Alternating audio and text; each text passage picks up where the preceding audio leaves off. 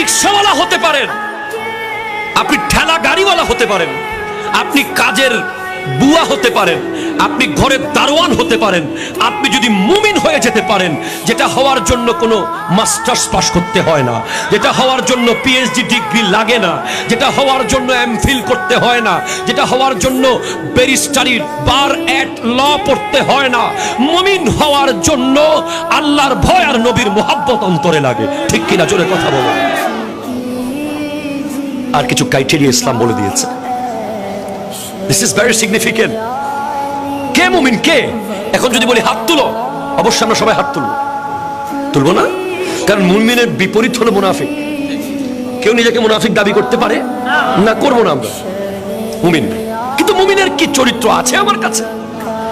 আপনাকে যখন ইন্টারভিউ বোর্ডে ডাকবে, অফিসে সনদ দেখান কি কি পাস, আপনি পাট পাট পাট